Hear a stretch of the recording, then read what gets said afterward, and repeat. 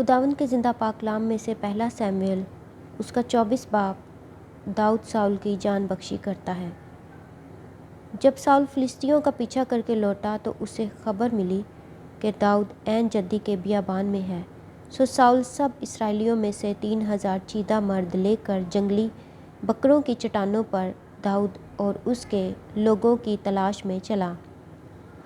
और वो रास्ता में भेड़सालों के पास पहुंचा जहां एक गार था, और साउल उस गार में फरागत करने घुसा और दाऊद अपने लोगों समेत उस गार के अंदरूनी खानों में बैठा था।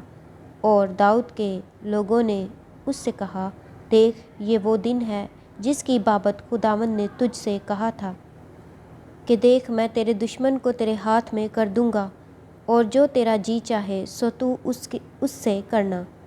सो दाऊद उठकर साउल के जुबा का दामन चुपके से काट ले गया। और उसके बाद ऐसा हुआ कि दाऊद का दिल बेचैन हुआ, इसलिए कि उसने साउल के जुबा का दामन काट लिया था। और उसने अपने लोगों से कहा कि खुदावंद ना करे कि मैं अपने मालिक से जो खुदावंद का ममसू है ऐसा काम करूं कि अपना हाथ उस पर चलाऊं, इसलिए कि वो खुदावंद का ममसू है। सो दाऊद ने अपने लोगों को ये बातें कह कर रोका और उनको साउल पर हमला करने ना दिया। और साउल उठकर गार से निकला और अपनी राह ली, और बाद उसके दाऊद भी उठा और उस गार में से निकला और साउल के पीछे पुकार कर कहने लगा, ऐ मेरे मालिक बादशाह। जब साउल ने पीछे फिर कर देखा तो दाऊद ने औंधे मुंह गिर कर सिजदा किया।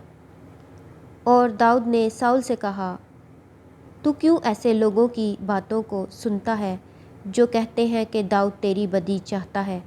देख, आज के दिन तूने अपनी आंखों से देखा कि खुदावंद ने गार में आज ही तुझे मेरे हाथ में कर दिया, और बाज़ों ने मुझसे कहा भी कि तुझे मार डालूं, पर मेरी आंखों ने तेरा लिहाज किया, और मैंने कहा कि मैं अपने मालिक पर हाथ नहीं चलाऊंगा, क्योंकि वो खुदावंद का ममसू है।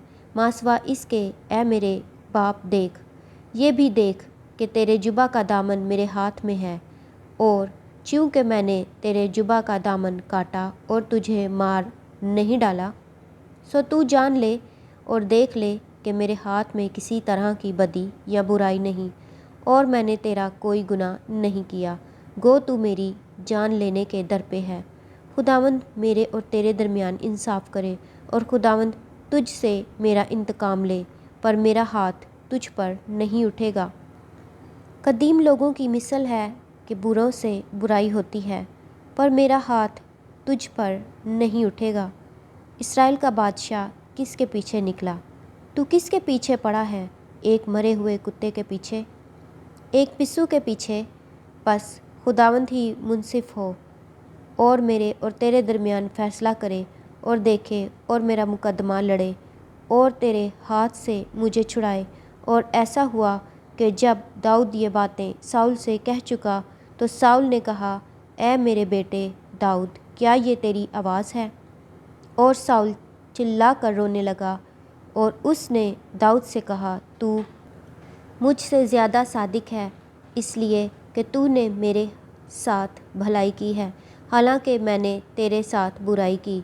और तूने आज के दिन ज़ाहिर कर दिया कि तूने मेरे साथ भलाई की है, क्योंकि जब खुदावंद ने मुझे तेरे हाथ में कर दिया तो तूने मुझे कत्ल ना किया। भला क्या कोई अपने दुश्मन को पाकर उसे सलामत जाने देता है?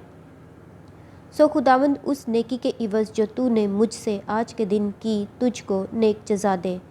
और अब देख, मैं खूब जानता हूँ कि तू यकीनन बादशाह होगा और इस्राएल की सल्तनत तेरे हाथ में पड़कर कायम होगी। सो अब मुझसे खुदावंद की कसम खा कि तू मेरे बाद मेरी नस्ल को हलाक नहीं करेगा और मेरे बाप के घराने में से मेरे नाम को मिटा नहीं डालेगा। सो दाऊद ने साउल से कसम खाई और साउल घर को चला गया, पर दाऊद उसके लोग उस गढ़ में जा बैठे। خداوند کے زندہ پاک کلام کے پڑھے اور سنے جانے پر خداوند کی خاص برکت ہو. خدا کا شکر ہو. آمین.